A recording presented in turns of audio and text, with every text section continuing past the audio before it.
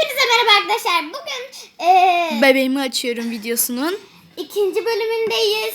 Orada tanıtımını yaptık, suya dönüşümünü yaptık. Şimdi de işte peruklar, onları göstereceğiz. Peruğunu göstermiştim. Bu Evet. arada o peruğu sorun takmıştım. Kıyafetini engellerken. Ve biz şunu fark ettik. Bu normalde bebeğin vücut temizleme şeyini biz o kadar peşet harcadık. Evet.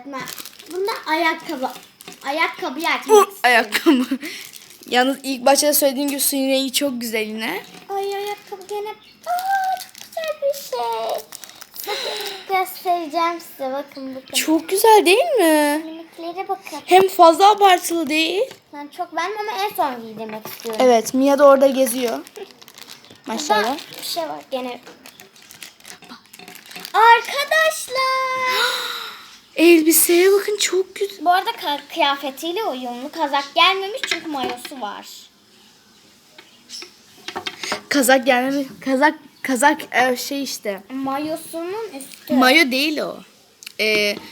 Kazak gibi giyilen bir şey. Ben de şu an tam adını hatırlamıyorum. Bir giydirsem bebeği. Giydirmeye çalışıyorum zaten. Evet. Evet Doğacığım. Evet. Şöyle giyindi. Wow, çok güzel ama. Ben de çok beğendim. Şimdi bir ayakkabılarını giydirelim.